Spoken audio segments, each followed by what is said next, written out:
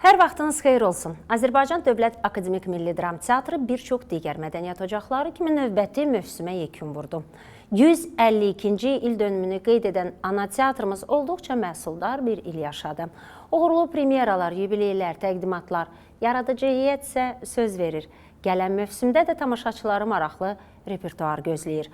Bunların sırasında xalq yazıcısı Elçinin baş romanı əsasında hazırlanan eyni adlı tamaşada yer alacaq. Teatrın bədii rəhbəri, əməkdar, incəsənət xadimi Mehriban Ələkbərzadənin rejissor quruluşunda hazırlanan tamaşaya ictimai baxış keçirilib. Studiyamızın qonağı da elə Mehriban xanım Ələkbərzadədir və biz onunla həm bu tamaşa, həm də Akademik Milli Dram Teatrının geridə qoyduğu 152-ci mövsümdən danışacağıq. Xoş gördük Mehriban xanım, təşəkkür edirəm. Dəvətimizi qəbul edib gəldiyinizə görə və mən İlk növbədə ictimai baxışla bağlı sizi təbrik edirəm. Təşəkkür. Və xüsusilə qeyd edim ki, əslində bu roman çox çətin, böyük romandır, çətin romandır və çox şaxəli romandır. Nədən məhz buna müraciət etmək istədiniz və yanılmıramsa bu sizin teatr səhnəsində müraciət etdiyiniz ilk tarixi belə bir tamaşa ərsəyə gətirmişsiniz. Təşəkkür edirəm Ülviyə xanım. Ümumiyyətlə Real TV-yə təşəkkür edirəm diqqətinə və mütəmadi diqqətində saxladığına görə teatr mədəniyyəti və bu əslində mədəniyyət nə deməkdir? Mədəniyyət hər bir xalqın vizit kartıdır. Hər bir xalqın əslində mədəniyyəti onun ruh halını göstərəcək ən böyük bariz nümunədir və mədəniyyət siyasətində də ən böyük vizit kartı ilə teatr oynayır. Ona görə teatrdan söz düşmüşkən və teatr üçün burada olduğum üçün deyim ki, Azərbaycandakı mədəniyyət siyasətini son illərdə, illatdakı 44 günlük səfərdən sonra və artıq bir dövlət və millət olaraq bu qədər böyük şöhrətə, bu qədər böyük təzimə layiq olan bir xalqın mədəniyyəti də əlbəttə ona uyğun olmalıdır. Bizim də əslində göstərdiyimiz çaba bax, bu ölkənin, bu dövlətin mədəniyyət siyasətini layiqincə inkişaf elətdirmək və daha böyük hədəflərə doğru aparmaqdır. Və bu səbəbdən də söylədiyiniz baş romanı, xalq yazıçısı Elçinin baş romanı elə belə seçilmədi. Məsələ bax, bu məqsədlə seçildi. Burada da bir-iki xüsusi nüanslar var, onları qeyd etmək istəyərdim. Əslində, Azərbaycan tarixinə bir retrospektiv baxış mütləqdir hər dəfə. Amma bizim indiyə qədər baxış bucaqlarımızda mütləq bir məhkumluq, bir məğlubiyyət, bir yanlışlıq, bir yaşadığımız yanlış bir dövrün təzahürünü sanki orada araşdıraraq nədə yanlışlıqlar etdik baxış bucağı var idi. Amma indi artıq biz dövlət və millət olaraq bu cür zəfər qazanmış bir xalqın keçmişində buraxdığı yanlışlıqları etirafın formasını taparaq bu tamaşanı əslində ərsəyə gətirdik. Bu ən ciddi böyük məqsəddir. Əlbəttə, Elçinin baş romanı əsas fokusda Sisyanov və onun başının kəsilməsi və sonra bu başın bir metafizik formada olaraq yenidən Azərbaycan ərazisinin gəzməsindən bəhs edirsə də, mən tamaşanın janrını tarixi metafizik janrda həll elədim. Çünki bu tarix qaçılmazdır və mənim üçün burada baş vermiş hadisələrə bir yenidən baxış və araşdırma, bu yeni interpretasiyası mütləqliyi var idi və bizim bildiyimiz hadisələrə biraz başqa rakursdan baxmaq və hadisələr içində bizim bugünkü günümüzə gəlib çıxa biləcək xətlər vardımı? Vardırsa, nə zaman bunun qarşısı alındı deyilən qarşımda çox məchul bir sualın cavabını araşdırmaq lazım idi. Və həm də hər bir teatrın özünə məxsus öz janrı, estetikası, yanaşması olduğu üçün və o Akademik Milli Dram Teatrının da məhz akademik statusa layiq olduğu tarixi, klassik tamaşalar silsiləsindən bu mütləq idi. Dediyiniz, verdiyiniz sual ki, bu tarixi əsərlər ilk idimi? Əslində, mən bunu mənim quruluşumda bu günə qədər hazırladığım tamaşalar içində istər Əmir Teymur, istər Afət, istər daha sonra İskəndərə Yeninamə, yəni tarixi əsərlər silsiləsindən bu daha növbəti əsər kimi, tamaşa kimi qəbul edərdim və amma biraz da daha bundan əvvəlki mövsümdə mən Əsrə Bərabər Gün tamaşasını hazırladım. Bu Əslində o tamaşa da da tarixi əslində baxımdan elə tarixi bir tarixi dövrün, janrdır. 37-ci illərin dövrünü və həmçinin pritçə, rəvayət dövrünü xatırladan janrların nəsli idi. Yəni tarixi əsərlər, ümumiyyətlə tarixi mövzu mənim üçün xüsusi bir anlam daşıyır. Çünki mən həm də tarixçiyəm və düşünürəm ki, bizim reallığımız, yaşamımız tarixdən qopa bilməz. Bu əsər xüsusilə maraqlı əsər idi. Söylədiyim məziyyətlər özündə birləşdirdiyinə görə, inkas elətdirdiyinə görə, amma bundan da başqa mənim üçün teatrın repertuar planında xüsusi olaraq bu qazandığımız zəfərdən sonra məhz Qarabağ mövzusuna yenidən baxış idi. Mehriban xanım, həm də əlavə etmək istərdim ki, bu nəinki tarixi bir əsər, həm də siz bunu səhnəyə tarixi metafizik dram janrında gətirmisiniz. Əslində sizin bir çox səhnələşdirdiyiniz tamaşalara baxdıqda hamısında bir mistiklik var, bir həmin o metafiziklik var. İstərdim sizdən bunu eşidək. Nədir tarixi metafizik dram janrı? Doğrusu bu janrın özü romanda o qədər özünü ehtiva eləyib ki, onu səhnəyə köçürmək çox çətin idi. Amma bunun metafizikası nədən ibarətdir? Tarixi roman olduğunu bilirik əlbəttə və tarixi tamaşa da janr olaraq tarixi dram olduğunu da bilirik. Metafizik tərəfi bu idi ki, bu insan, yəni daima bu məmləkətin üzərində istər diri, istər ölü, bu baş, yəni imperiya daim öz maraqlarını parçalanaraq, yığılaraq yenidən bu ərazinin mütləq təhlükədə bir nəzarətində saxlayır. Daim o xof var. Amma bu xofun özünün canlı belə olmadığı halda metafizik olaraq onun varlığı bizi formalaşdırır, bizi bu və ya digər sınaq qarşısında hansısa seçim etməyə imkan verir və əslində bu metafizika tərəfi də bu idi ki, Sisyanovun artıq başı yoxdur. Daha doğrusu canı yoxdur artıq, canlı deyil, amma baş var, kəsilmiş baş var. O kəsilmiş baş özü də Azərbaycan ərazisində bu bölgədən o bölgəyə gedərək insanların safını ortaya qoymağa xidmət edir. Və insanlar safını göstərirlər, mövqeyini göstərirlər, kimin harada olduğunu göstərir və bu anlamda bu təhlükə, bax bu metafizik gedişlər bizim kimliyimizi ortaya qoyur və biz kim olduğumuza baxırıq. Bax, mənim üçün ən önəmli də bax elə buydu. Çünki bir insanın qətli, məhvi, yox olmağı heç də bütün hadisələrin sonluğu demək deyil. Deməli, düşmənin, hətta ölü düşmənin belə mənim ərazimdə, mənim insanlarıma seçim etmək imkanına, daha sonraki gələcəyini qurmağa bir böyük vasitədir. Bu baş sanki həm də bir səyahətə çıxır. Əlbəttə. Bu haqda istərdim biraz ətraflı danışasınız və burada hər halda rəssamın da böyük rolu var ki, bunu tamaşaçıya çatdırsınlar. Haqlısınız. Teatr sənəti sintetik sənətdir. Bu tək aktyor oyunu deyil, bu tək rejissor işi deyil, bu rəssam işidir, bu bəstəkar işidir, bu yetərincə çox böyük, zəhmətli, əzablı geyim rəssamının həm də işidir. Bu işıq üzrə rəssamın işidir, bu musiqi üzrə işləyən radist deyirik, indi onun tərcüməsini tuta bilmədim. Yəni bunun işidir. Çünki burada hər məqam, hər an dəyərləndirilir, qiymətləndirilir. Bunun istər musiqi həllində, istər işıq vurğusunda bunlar mütləq rejissor fikrinin təsdiqi olaraq inkasda özünü göstərməlidir. Tamaşanın quruluşçu rəssamı İlham Əsgərova idi. Bu həmişəki kimi artıq ənənədir. Mənim bütün son illərdə akademik teatrda, hətta özüm bu teatra bir ara fasilə verdim. 25 illik fəaliyyətimdən sonra bir 8 illik fasilə verdim. Amma 8 ildə hazırladığım İskəndərə Yeninamənin də quruluşçu rəssamı yenə də İlham Əsgərova oldu.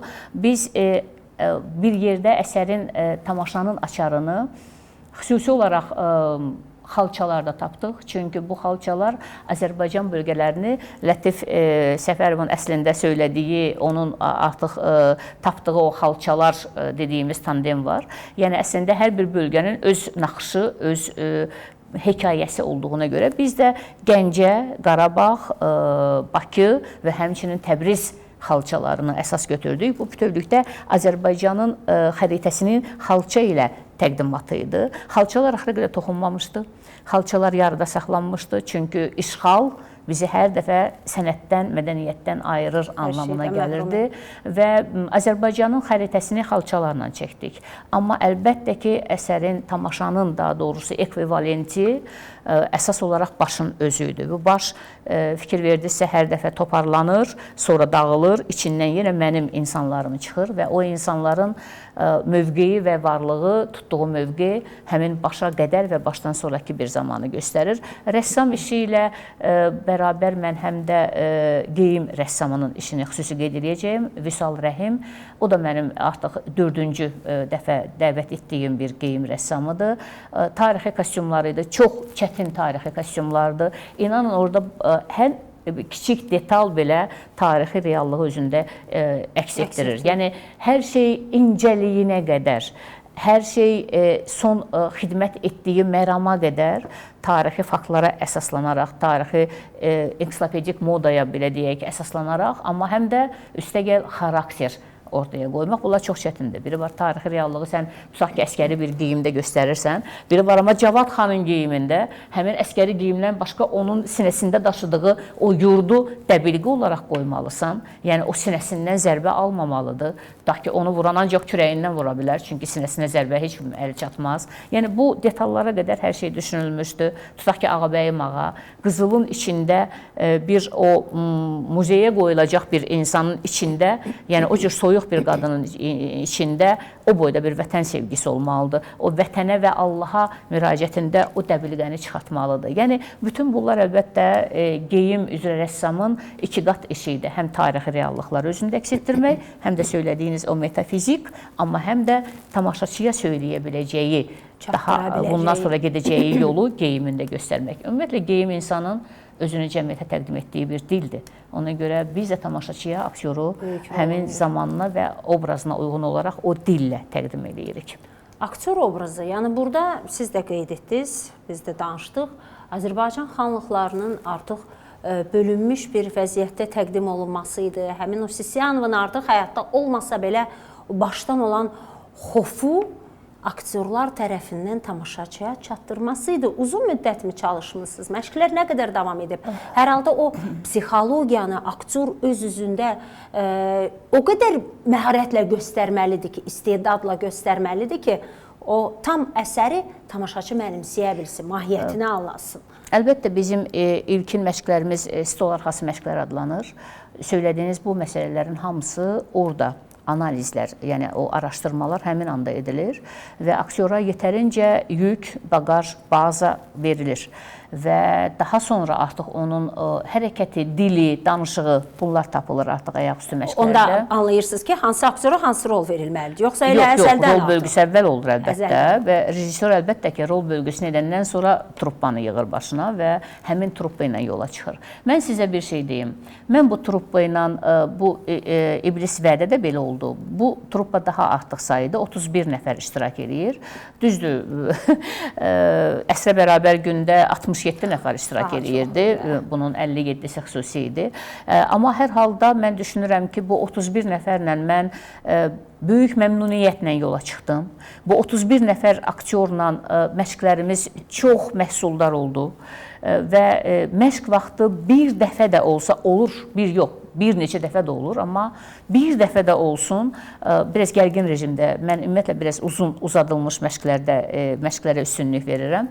Yəni, bir dəfə də olsun o məşq prosesinin ağırlığından və yaxud da məşqə hazırlıqsız gəlmələr müşahidə edilmədi. Bu dəfə xüsusilə edilmədi.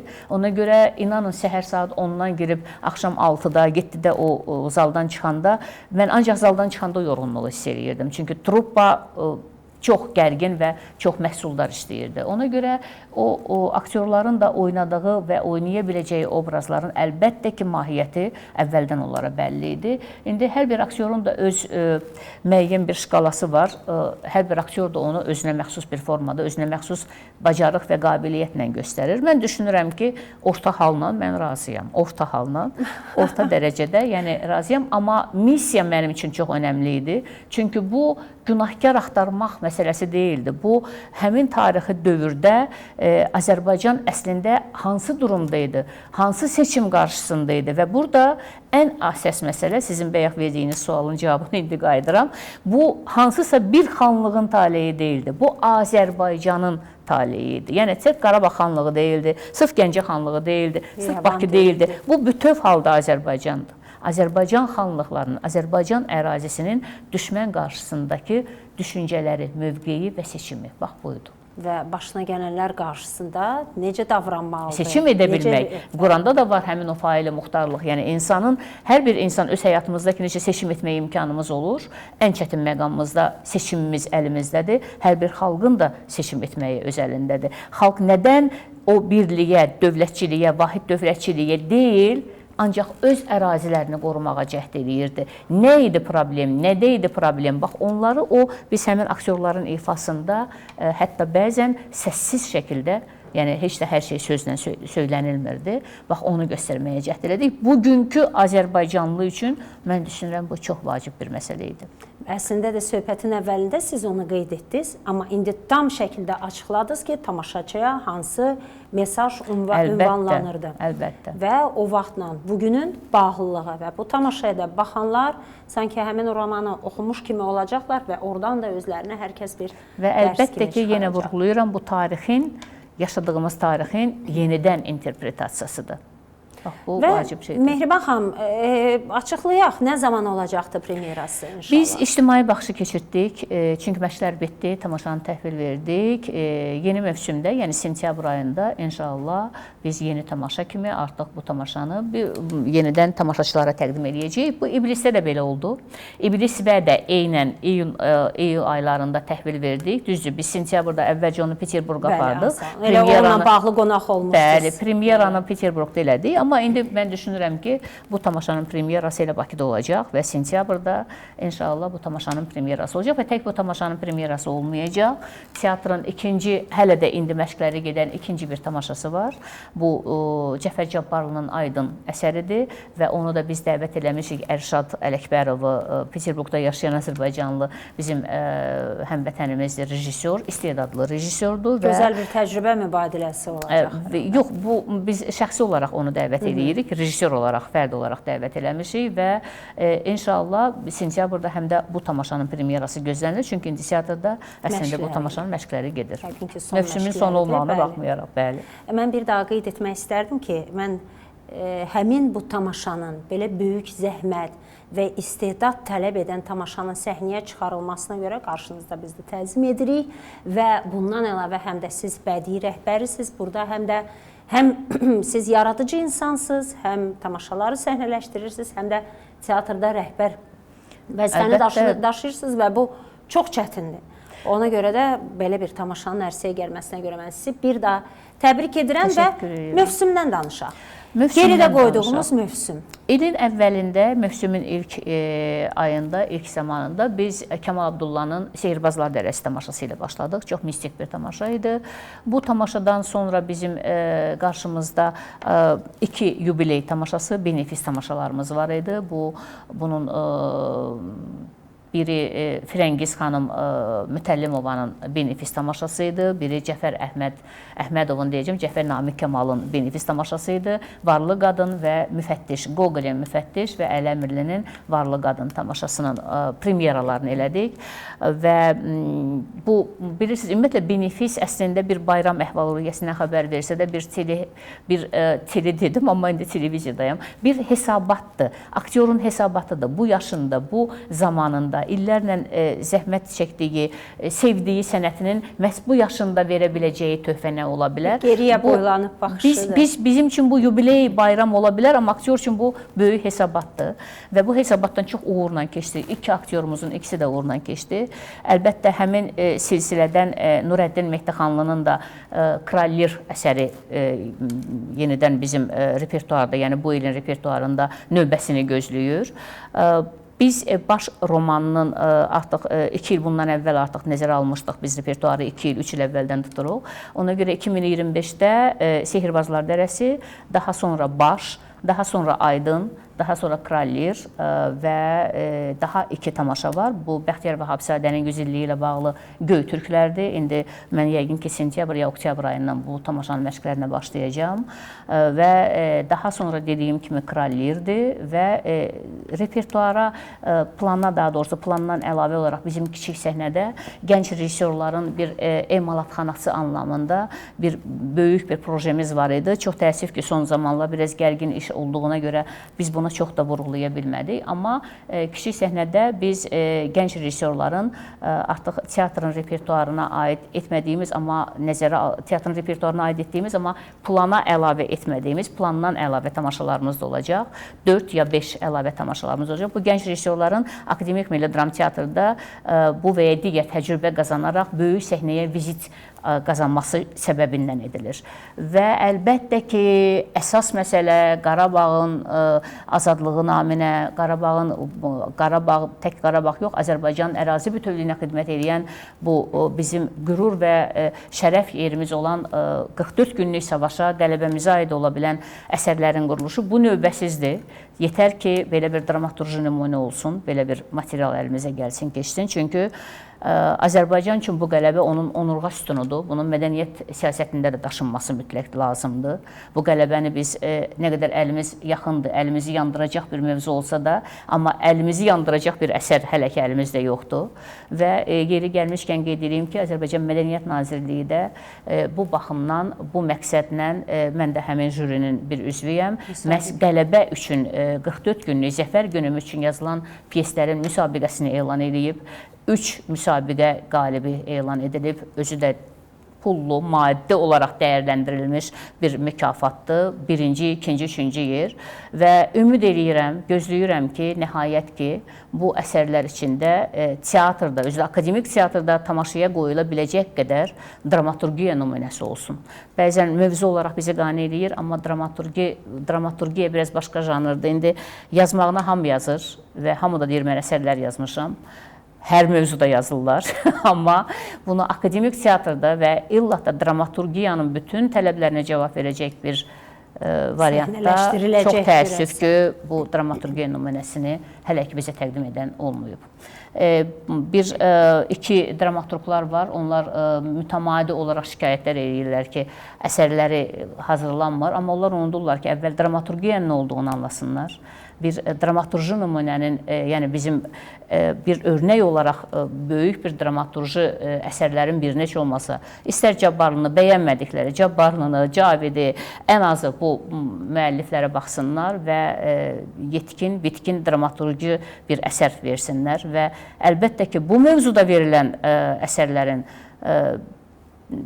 tamaşası və quruluşu mütləqdir. Yetər ki, peşəkar səviyyədə olsun. Hər halda artıq 5-ci il dönümünü də qeyd edəcəyik. Onurğa sütunu, hər halda özlərini də silkələsinlər ki, siz dediyiniz kimi gileylənməkdənsə ortaya bir iş çıxarılsın. Tamaşanın da əsas material, yəni dramaturji nümunə mütləq olmalıdır ki, onun üzərindən tamaşaya qoyulsun. Çox zaman deyirlər, niyə hazırlanmır? Haqlıdırlar.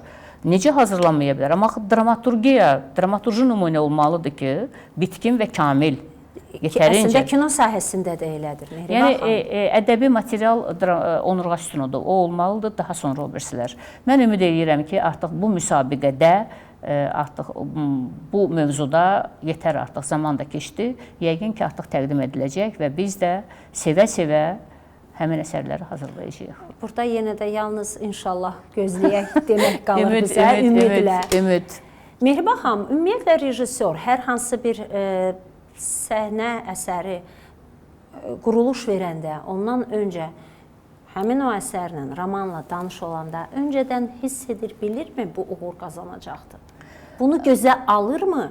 Yoxsa xoşladım, bəyəndim və mən bunu səhnələşdirməliyəm deyə?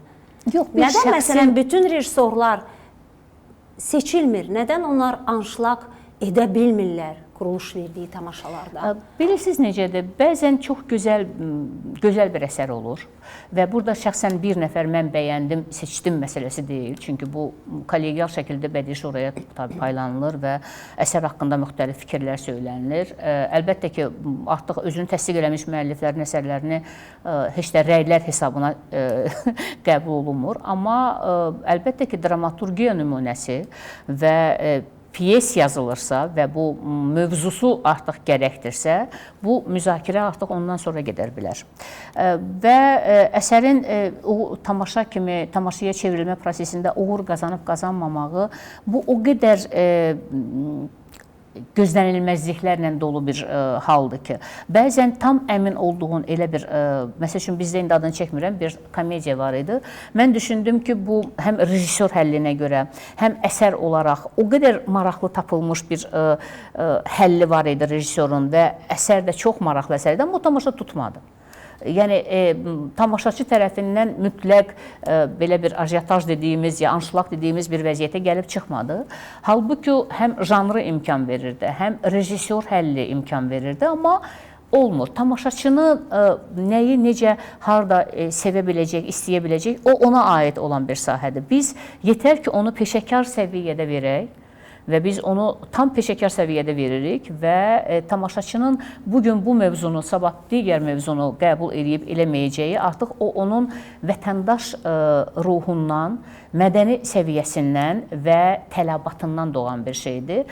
Amma əlbəttə ki, biz peşəkar iş təqdim edəndən sonra bu tamaşa tamamən alınmır söhbəti yoxdur. İstənilən halda tamaşaçısı var. Akademik Milli Dram Teatrının və sizə deyim ki, Azərbaycandakı teatrların, Bakıdakı teatrların tamaşaçı qıtlığı deyilən belə bir problemi yoxdur. Bəli, bugün yoxdur. Yoxdur. Bəlkə bu son, deyərəm, bir 5-6 ildə yoxdur. Bəli, amma əlbəttə ki, mən bilirəm ki, tarix əsərləri sevirlər, öz klassiklərini sevirlər. Bitkin dramaturgiya nümunəsini ayrıt elə biləcək bir tamaşaçımız var və tamaşaçı həm də aktyor oyununun fərqindədir. Bəzən remarkalarda yazırlar orada müəyyən şey ki, bu aktyor, bilirsiniz olur da o da aktyorun ruh halı ilə bərabər olur və aktyorların da heç də hamısı eyni dərəcədə peşəkar deyil.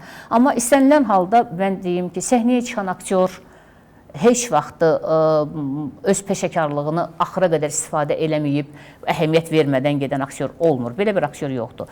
Öz peşəkarlığını, bacarığını sonucan tamaşaçıya verir. Çünki tamaşaçı bizim dəyər verə bilir, bizə dəyər verə biləcək və bizim də dəyər verə biləcəyimiz istinaddır. O varsa biz varıq, tamaşaçı varsa biz də varıq. Ona görə mən düşünürəm ki, daha çox milli, tarixi əsərlərə üstünlük verdiyinə görə biz də çalışırıq onları teatra gətirmək üçün və onlara dediyimiz, söylədiyimiz mesajları ötürməyimiz üçün məhz bu səpkil əsərlərdən istifadə edək. Təşəkkür edirəm Mehriban xanım. Sizinlə hər bir söhbətimiz o qədər maraqlıdır ki, bəlkə saatlarla sizi dinləyərəm və əminəm ki, tamaşaçı da bu sözləri deyər. Uğur arzu edirəm sizə də, yaradıcı heyətə də və biz daima Azərbaycan Dövlət Akademik, mən bayaq da xüsusilə qeyd etdim, ana teatrımızdır. Ondan başlayıbdır bizim teatr bu yolu, uzun illik, tarixə malik və mən arzu edirəm Azərbaycan Dövlət Akademik Milli Dram Teatrının adını biz hər zaman uğurlu tamaşalarda təqdim edək. Bu bizim məramımızdır, məqsədimizdir, missiyamızdır. Əlbəttə ki, belə də olmalıdır. Çox sağ olun bir daha və xatırladım ki, studiyamızın qonağı Azərbaycan Dövlət Akademik Milli Dram Teatrının bədii rəhbəri, əməkdar incəsənət xadimi Mehriban xanım Ələkbərzadə idi və biz onunla Mədəniyyət Ocağının 152-ci mövsümündən və yeni təqdim olunacaq tamaşalar haqqında danışdıq.